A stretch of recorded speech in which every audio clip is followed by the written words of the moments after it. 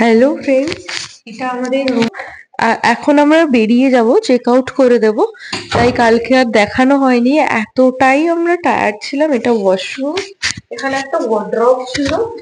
এই যে এটা হচ্ছিল ওয়ার্ড্রপটা, এই যে এখানে যেখানে কিনা আমরা জামা কাপড় রেখেছিলাম। আর এখানে একটা সুন্দর টি টেবিল ছিল, এখানে ইলেকট্রিক কেটলি, তারপর চায়ের সমস্ত সরঞ্জাম, চা, তারপর কাপ, জলের বোতল, চিরুনি, সব এখানে ছিল। এখানে একটা মিরর রয়েছে, আর এইটা ছিল আমাদের বেড। আর এইখানে এটা হচ্ছিল আমাদের রুম থেকে বাইরের ভিউটা। সেরকম কিছু ভিউ নেই, অ্যাকচুয়ালি এটা মার্কেটের মধ্যে আর কি, ফিশ মার্কেট। এখানে দেখতেই পাচ্ছেন হয়তো ওই চিকেনের কিউই কিউই আসছে। তো এটা অ্যাকচুয়ালি মার্কেট, তো ওই জন্য। তো আমরা এখন বেরোবো, তো চলুন গিয়ে দেখা হচ্ছে। তো এখন আমরা রেডি হয়ে গেছি আর এখন বেরোবো। কিন্তু এখন জানেন তো, ভয়েস ওভার দিতে গিয়ে দেখছি যে এই জায়গাটাতে আমাদের যে ফোনের যে মাইকটা ছিল, আমি মাইকটা হাতে নিয়েই কথা বলেছি, কিন্তু এনিহাও জানি না কেন কোনো সাউন্ড আসেনি। এই মাইকের একটা সমস্যা। এখন ঘড়িতে প্রায় ওই কটা মতো বাজে, সকাল ৮টা মতো বাজে।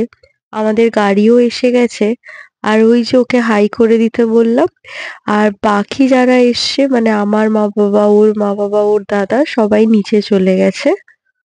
আর এই যে আমাদের গাড়ি চলে এসেছে, আর এই যে সবাই এখানে রেডি। এখান থেকে আমাদের দার্জিলিং যাওয়ার জন্য জার্নি স্টার্ট হচ্ছে। আর এখন লাগেজ গুলোই উপরে তোলা হচ্ছে। আর এই গাড়িটাই আর কি আগামী ২-৩ দিন আমাদের সাথেই থাকবে। এটা দিয়েছিল হলো এই সুমো গুলো আছে না, টাটা সুমো, ওরকম সুমো। আর এতে না ৭ জন খুব ভালো কমফোর্টেবলি বসে যাতায়াত করেছি আমরা, কোনো প্রবলেম হয়নি। এখন আমাদের গাড়ি ছেড়ে দিয়েছে শিলিগুড়িতে যে চা বাগান রয়েছে না, সেই চা বাগানের পাশ দিয়েই আমাদের গাড়ি এখন রওনা দিয়েছে। এখন আমরা একটা জায়গাতে দাঁড়িয়েছি, আর নিচ থেকে পুরো আঁকা বাঁকা পথে পাহাড়ি রাস্তা উপরে উঠেছে। আর এখানে সবাই দাঁড়িয়েছে। এখানে আই লাভ মিরিক লেখা একটা ভিউ পয়েন্ট আছে, সেই ভিউ পয়েন্টেই সবাই যাচ্ছে আর কি ছবি তুলতে। আর সামনে এই যে এই দোকানটা আছে, এই দোকান থেকে এই দোকান থেকে সবাই আর কি চা খেয়েছিল। আর চাটা সেরকম ভালো ছিল না এখানে। অবশ্য পাহাড়ে ঘুরতে এলে তো বোঝা যায় না কোথায় কি ধরনের জিনিস পাওয়া যায়। আর আমরা যেই ভিউ পয়েন্টের কথা বলছিলাম, সেই ভিউ পয়েন্টে আমার মা বাবা, ওর মা বাবা ৪ জনে মিলিয়ে দাঁড়িয়ে এই ছবিটা তোলা হয়েছে। আর ভিউ পয়েন্ট থেকে নিচের দিকটা এত সুন্দর লাগছিল যে কি বলবো, পুরো মনোমুগ্ধকর পরিবেশ যেন। আর ওই যে দেখুন আই লাভ মিরিক লেখা, এখানেই আর কি সবাই ছবি তুলতে যাচ্ছে আর কি। আমরা যখন এখানে ছিলাম তখন সেরকম ঠান্ডা আমরা বুঝতে পারিনি, বেশ মজায় মজাই ছিলাম। আর ওই দেখুন আমাদের মারা আর কি ওখানে গেছে ছবি তুলতে, আই লাভ মিরিক লেখা। আর এটা তো একদম পাহাড়ের কর্নারে আর কি। আর গাড়িগুলোও না প্রচন্ড স্পিডে বাঁক নিচ্ছিল, তাই একটু ভয়েরও ব্যাপার ছিল। আর এখানে একটা প্যারাডাইস পয়েন্ট আছে, প্যারাডাইস পয়েন্ট থেকে আপনারা যদি খাবার কেনেন তাহলে ওদের উপরের থেকে আপনারা এই সুন্দর ভিউটা এনজয় করতে পারেন। আমরা আর প্যারাডাইস পয়েন্টে যাইনি, এখান থেকেই এত সুন্দর ছবি উঠছিল। এরপরে আমরা নেক্সট ডেস্টিনেশনে চলে এসেছি। যে মিরিক লেকটাতে আসার কথা ছিল, এটা হচ্ছিল সেই মিরিক লেকটা। আর ও গেছিল টিকিট কাটতে। এখানে পার টিকিট যদি আপনারা নিজেরা বোটিং করেন তার জন্য একটা বোটের জন্য নিচ্ছে ৪০০ টাকা করে। আর যদি শিকারা মানে আপনার সাথে যদি কোনো গাইড থাকে, সে যদি বোটিং করে, তার জন্য প্রাইস নিচ্ছে হচ্ছিল পার বোট অনুযায়ী ৫০০ টাকা করে। তো এখানে আমরা ৩ জন উঠেছিলাম। আমার বরকে তো চেনেনই, আর ইনি হচ্ছেন হলো আমার দাদা, মানে ভাসুর সম্পর্কে হয়, যাকে আমি দাদাভাই বলে ডাকি। আর এইখানে বোটিং করতে এত নতুন এক্সপেরিয়েন্স হয়েছিল যে কি বলবো।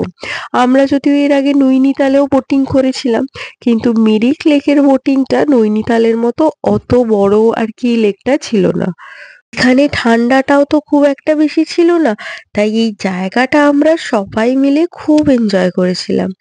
আর ওই দেখুন পাহাড়ের কোলে কোলে কি সুন্দর বাড়িগুলো রয়েছে, যেন মনে হচ্ছে কোনো শিল্পী যেন সুন্দর করে সাজিয়ে। আর তোমার কেমন লাগছে? এইখানে দাঁড়াও, কোনটাতে মজা লাগছে, এটাতে নাকি যেটা চালিয়ে নিয়ে? ভাবলাম এটা বাবাদের, ভাবলাম ওটা বাবাদের। আচ্ছা আচ্ছা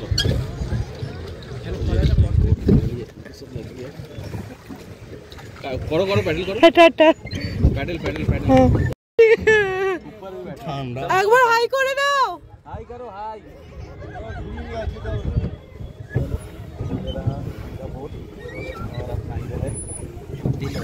দারুণ লাগছে। দাঁড়াবো উল্টে একবার একটু সিয়ে করে দাঁড়াও।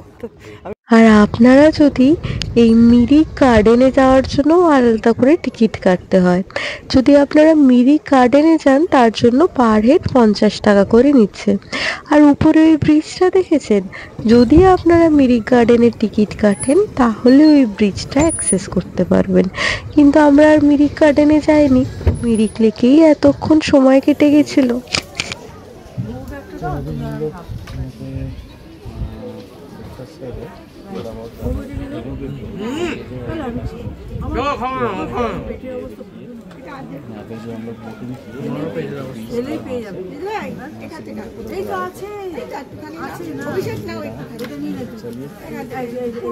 আমরা নিচ্ছি না, তা করবে বলে না, আমরা নিতে পারবো।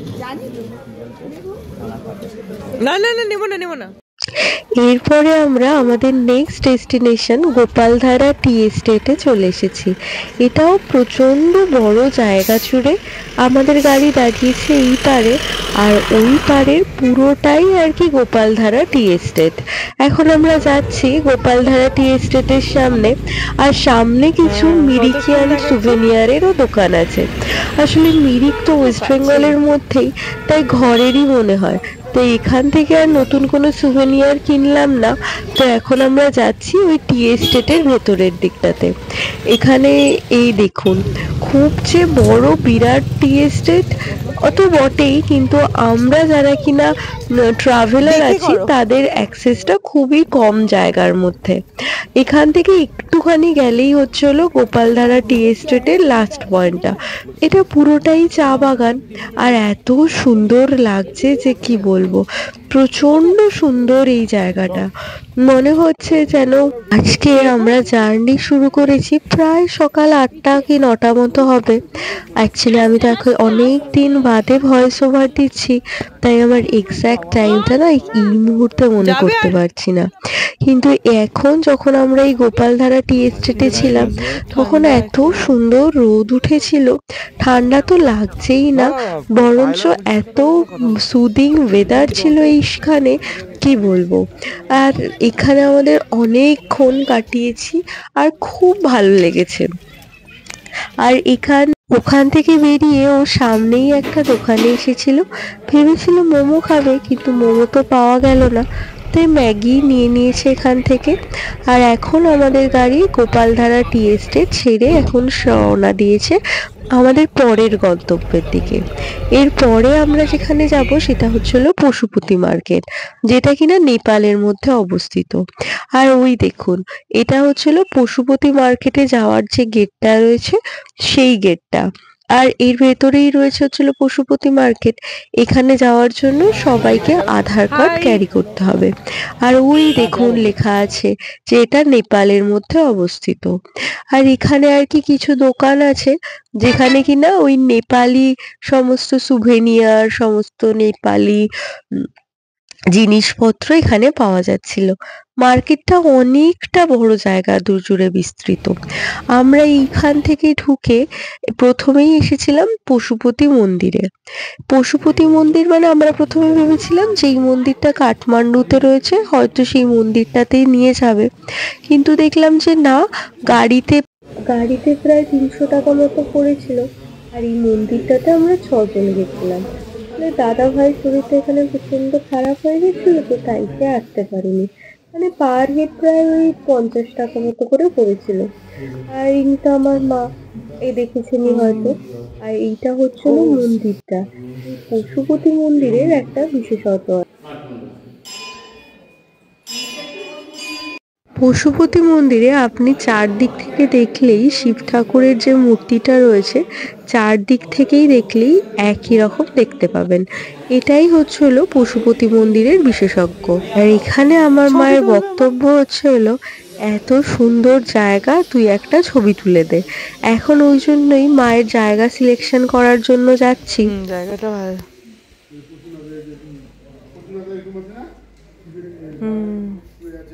সুন্দর হয়ে গেছে, দারুণ দারুণ লাগছে। মা এই সামনে তুলবে।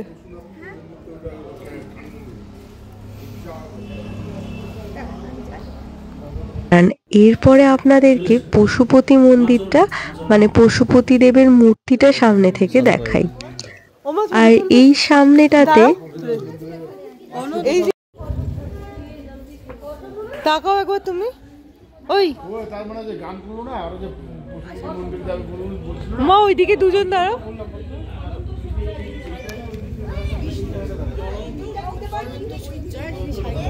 ওই দিকটা, হ্যাঁ হ্যাঁ বাবা ওই দিকটাতে দাঁড়াও, দুজন দুদিকেটাতে দাঁড়াও। জলের মধ্যে এটা তো শুধু জলই দেয়। একটা ফটো তো তোলো। এই তুমি এই দিকটাতে দাঁড়াও, ওই মুখটার সামনে দুজন দুদিকে দাঁড়াও।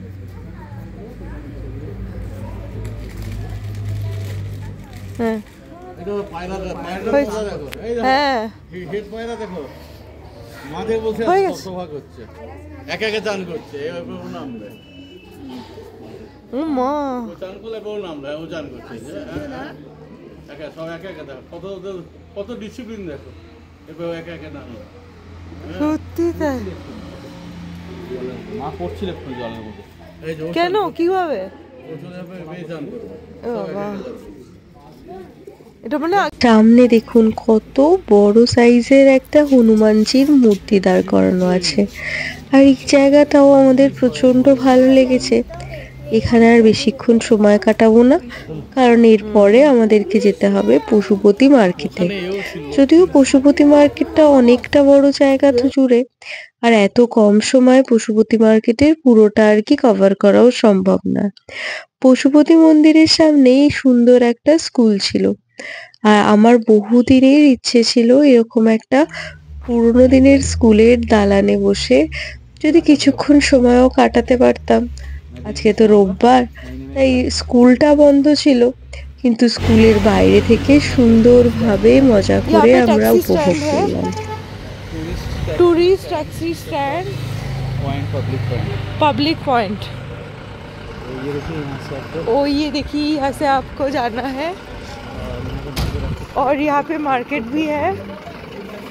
মার্কেটটা অনেকটা বড় ছিল, আর সামনেই দেখছি একটা দোকান। এখানে বিভিন্ন ধরনের কান্ট্রি লিকার আর বিভিন্ন ধরনের চা পাতা, আর এটা ছিল আখরোট। আখরোটগুলোকে দেখেই মনে হচ্ছে প্রচন্ড ফ্রেশ।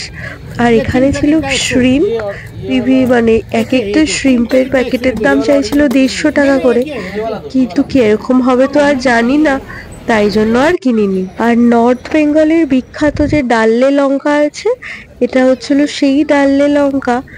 এটা সুন্দর করে প্যাকেজিং করে বিক্রি করছিল। ভাবলাম একটা কিনি, কিন্তু আর কেনা হলো না, কারণ একটু তাড়াহুড়োও ছিল আর ইচ্ছে ছিল আর একটু মার্কেটটা ঘোরার। আর এখানে প্রচুর দোকান আছে, তার হয়তো 1%ও আমরা হয়তো দেখাতে পারিনি।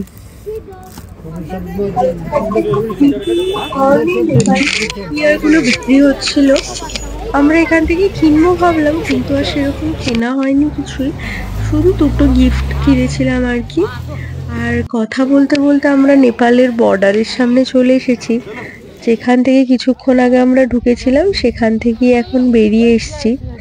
আর আসার সময় সামনেই একটা ভিউ পয়েন্ট ছিল, আর ওই দেখুন আমরা এখানে, আর ওই দূরে আমাদের মারা আর কি গল্প করছে। আর এখান থেকেও সাইট সিনটা খুব সুন্দর লাগছিল। এখানে একজন ফটো তুলছিল, তাই জন্য আর কি বেশিক্ষণ ক্যামেরা করিনি। আসলে ঘুরতে এসে তো সবাই ফটো তুলবেই, তাই সবাইকেই ফটো তুলতে দেওয়া উচিত। আমার মায়ের আবার কালকে বার্থডে ছিল, মানে 30 তারিখে। এবার আজকে তো 29 তারিখ, তাই ইচ্ছে ছিল ফেরার সময় কেক নিয়ে নেব। এখন আমরা সুখিয়া পুকুরিতেই একটা জায়গাতে এসেছি বার্থডে কেক দেখতে। তো আমরা ওই ব্লু রেড ভেলভেট কেকটাই নিলাম। আর এখান থেকে আর আমার ভাসুর এত ট্যালেন্টেড, আর কি সুন্দর দেখুন অভিনয় করে দেখাচ্ছে। এখানে একটা সিনারিও পট্টনাট্য করা হচ্ছিল, কিন্তু সেটাতে ভয়েস ওভার দিলে খালি আমার গলার ভয়েসই আসতো, তাই আর কি দিলাম না। তো চলুন এরপর ঝটপট যাই খাওয়ার জায়গাতে। আর আজকে মেনুতে ছিল ভাত আর গরম গরম ডিম। তো আজকের ভিডিওটা এখানেই শেষ করছি।